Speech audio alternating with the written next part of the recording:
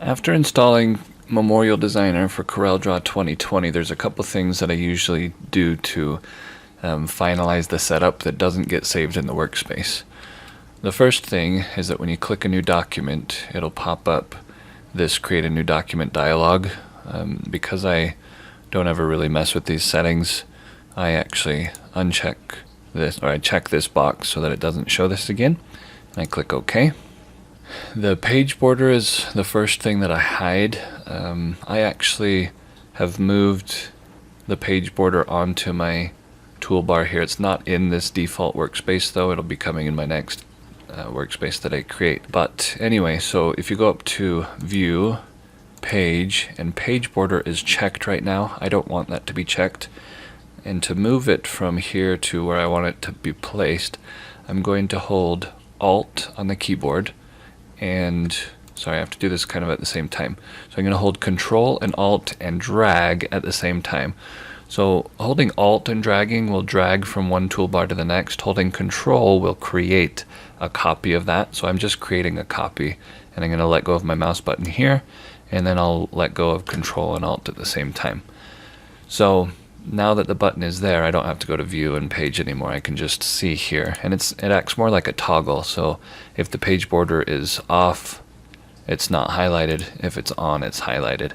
And I like to see it visually there as a toggle, so I turn that on, or I turn it off actually. I also turn off Treat All Objects as Filled. What that does is if you had an object that had no fill, if you clicked inside that object, because it has no fill, it doesn't get selected with it off. If it's turned on, when you click in that object, then it actually gets selected just as if it had a fill applied. I don't like it that way, so I turn that off. The next thing is Shape Builder. I go into Shape Builder, and by default Live Preview is not checked, so I check that because that way I can see the shape as it's being built. And when I'm finished with checking it, I click Save Settings and click OK. That way it'll save that as the setting by default. The next thing is Open by Number. When I click on that, you have to click on Settings. If this is the first time you've ever set it up, it will actually prompt you to go to Settings. So I would go to the folder where Open by Number would be looking, which in this case is the Classic Collection, and I would click Select Folder, and then just save that setting.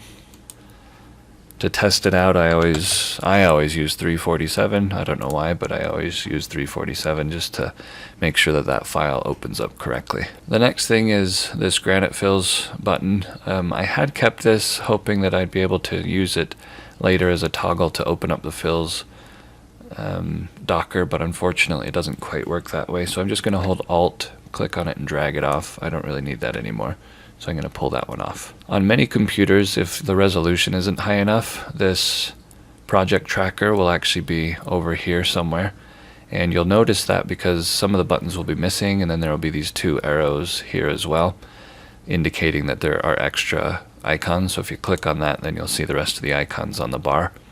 The nudge distance is the last one on that bar in my default workspace. So if you actually click on the little up and down divider, click and drag to the right as far as you can so that you can see that will make sure that you can see the entire toolbar. If you don't have enough room on your resolution, you can right click anywhere in the blank area of a toolbar and just uncheck Project Timer. I like Project Timer to keep track of the amount of time that I'm working on something, but if it's in the way or you're not able to see it on your bar, you can go ahead and get rid of it there, or just move it somewhere else. Because of the resolution as well, sometimes all of the buttons on the MD toolbar do not show up. Again, you can right click and go to Customize, Memorial Designer Toolbar. I like large button size to give it more emphasis, but if you don't have the room, you can shrink it down to medium or small, and that will then shrink it down to fit. If I go to small, you'll see that it, resolution-wise, it would fit, on a much smaller screen. But because I run a 4K resolution monitor, I have plenty of room here that I can go to large size and it would fit just fine. Again, the toolbar itself over here, the toolbox usually, if your resolution is low, will not show all these buttons either. So if you right click a blank spot, you can change to small button size and it will shrink that down so that you're able to see them all. On mine, it's not that big of a deal, but I have noticed on plenty of people that's the way it works. So even though I like large on the MD toolbar to give it emphasis, I do medium usually on the toolbox over here. The next thing that I do is I go to Tools, Options, CorelDRAW, and I like to, on startup, not do the welcome screen, but actually just start a new document. We've already unchecked to show the new document dialog box. We don't need to do that. If you really wanted more undo levels, you could change that here. Tablet mode on this computer, I'm not running a tablet, so I actually am only going to have my desktop mode of Memorial Designer Pro. If I was on my Surface, I would actually change tablet mode instead of touch to probably the Memorial Designer mobile workspace, which I don't have installed on here, so it doesn't really matter. But what that does is, that way if you switch to tablet mode, it'll automatically switch your workspace mode for you, which is actually pretty cool. Under display, I like to check the highlight outline for selected objects. If we don't hit that, when you click on an object, it doesn't highlight it at all. But if it is checked, then when you go to look at something, if you've got it selected, it will give it a faint blue outline, and that way you know that it's selected. That's especially helpful if this, I'm going to hit Shift page down to send it to the back. If I knew there was something back there, I could select it and you can see that outline. So you know where it's at, or you can see that it's being selected. I'll just hit Shift page up to bring it back. Back in options here, I don't really usually mess with any of these, the nodes and handles. There's certainly lots of things in here that you can mess with, but I don't usually change that from the default. Power clip, the one to me it doesn't really matter, but for most people, if they don't want the X's to show up when you make a power clip frame to cut, then I would either only show it on the screen or not show those lines at all. Probably just show it on screen only though. And that way when you have a power clip, so if I were to bring in the ceramic portrait for instance, and if I took this entire design and went to a plot page, because it's removing the fill from that power clip, it then gives us this X to show us that that is a power clip. So if you had checked the setting to not show those lines, then those lines would disappear. If you had set it to show the lines but only on screen, then when you go to cut the file, it's not going to actually cut those. Power trace I don't really mess with. Snapping I don't really mess with. Save, I do not like to back up the original file before saving. I do not like to embed fonts, and I like to have my auto backup at about 10 minutes. That way in case I lose any work, I'm only losing about 10 minutes of work instead of 20. I just keep everything else the default normally. Under text, I will change the keyboard increments to 18, and what that does is it gives me, when I hit Control and 8 on a numeric keypad, it will make the text grow by 1/4 of an inch increment, or Control and 2 on the numeric keypad will go down by 1/4 inch increment. If you do it 9 points, then it would be 1/8 inch increments. It's just the conversion of points to inches. But because I don't want points to be my default units, I actually switch those to inches. It would be nice if switching that would actually switch this to inches as well, but it doesn't. Pen settings, if I were running a pen, I would then do what it says here and apply 3 strokes with my stylus to get pressure set. So I would set that there, and then everything else should be good to go. So along the top here are these different tabs to get to the different settings. This is new to 2020, so it's a bit different in 2019 and 2018. But anyway, you can click through these different things. The next one over is under customization. This is purely just personal preference, but the window border, I don't like a white window border, so I actually change it to a gray, and I always change it to 79, 79, 79 on the RGB. And that's only because I was born in 1979 and I think it's a cool number. but I do like gray better than white, so I change it to that. On the tools, treat all objects as filled is already unchecked because we did that up here. But under the zoom and pan, I do check center mouse when zooming with the mouse wheel. I do that quite a lot, so I check that one. And then here under calibrate zoom, usually I only do this if I'm on my tablet, but the way that this works is you line up a physical ruler on your monitor and you would adjust these numbers until this virtual ruler matched exactly on a physical ruler. So basically you're telling it what the resolution of your monitor is, and so if I were to change this to something different, when I'm at a 1:1 zoom on your monitor, it will actually be life size, which is very helpful for being able to see if something will sandblast well.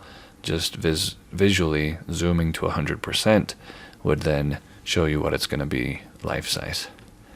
If I was using a TV as a second monitor to show my customers, a lot of times I will go ahead and calibrate the zoom on the television, and that way when I zoom 100%, I'm able to show them life size, how big text is going to be, how big a panel is going to be, how big the stone is going to be, just because it will show you real sizes. So again, you hold up a physical ruler to the display and match up. As you change these, you'll see if my monitor was, for instance, 300 pixels per inch, which is actually very dense or very high for a normal monitor. But anyway, this will grow until that's actually an inch. So I'm going to cancel out of that because that's not correct on my monitor. But that's what calibrate zoom is for. Under global, in 2020, there is a new option to use your GPU to accelerate upsampling. I do have that checked because I have a nice video card. And then under file locations, images, I have this set to be the location where I have my clip art, the classic collection clip art. The reason for that is because now in the connect content Docker, it will actually show my clip art in this Docker that it's pointing to from that. So all of the companion dies, companion slats, it's pulling these up because I've pointed it to that directory. And then I also added a new alias and put my designs there so that I've got access to all of my other designs as well. That's new. That's new to 2020 and the new Classic Collection 2020. If you have that, then I've got those set up to work correctly with categories. So now you can see all the different categories for the artwork. In the fills Docker, if you haven't already set it up, you would want to set up your favorites. You right click on a fill and hit favorite to do that. I also, under my settings, I like to have the prompts unchecked so it doesn't prompt them, but that it does automatically restore granite fills after save, and that it does automatically break the drop shadow groups apart to make things faster. So that should be just about it for the majority of those changes, other than I would also start a new document. Oh, you can notice now that I started a new document, it's showing the page border again. The reason for that is because what I didn't do, or I failed to do, after I had changed that was to go up to Tools and say Save Settings as default. That way it saves this as my default for every new document. I'll just go ahead and hit Save. My text, I'll normally click the text tool before clicking anywhere on the screen. I will change to MD Roman as a default font and check the artistic text box. Click OK. I'll change to 1 inch as my default. Again, check the artistic text box and click OK. And I like to change it to center justification. Click OK. For some reason, this does not stick the first time that I do this.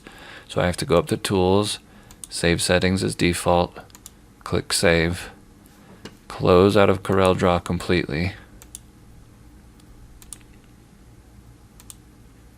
reopen it. Again, it's not starting a new document by default, so I I should have, when I set this up, changed this to start a new document instead of the welcome screen, and I don't know that I did that. So I changed that to the welcome screen, and the text tool, oh, it actually stuck this time. Sometimes it doesn't stick though, so I end up having to do it again. But that's good. I'm glad that it stuck. So that's usually all that I do, or all that I change when setting up a computer for the first time. Oh, sorry, last thing. I actually like my nudge a little bit bigger. I do 1/4 inch for my nudge, and then again set that setting as default. Okay, so now I think that's pretty much everything that I do for setting up a new computer with CorelDRAW 2020. If for some reason these buttons don't work, the add vase, add flowers, porcelain, or add background, if those error out, it's because it can't find the files. So to set those files, you have to hold Control, click on the AI export button, and then it will go to the folder locations for those. You click on the button, and then you go and find the location in Memorial Designer where those are. Repoint to those folders. Sometimes mine's already set for OneDrive because I put everything in OneDrive, but most of the time it's just going to be set for your user document folder. So if your document folder is different, or if it is OneDrive and it's set for just the regular documents folder, then you would need to set these. You can't copy and paste, you have to click on the folder each time, but luckily it does in 2020 go back to the last one that you used, so it's pretty easy to set those up. And then you just click close to get out of that.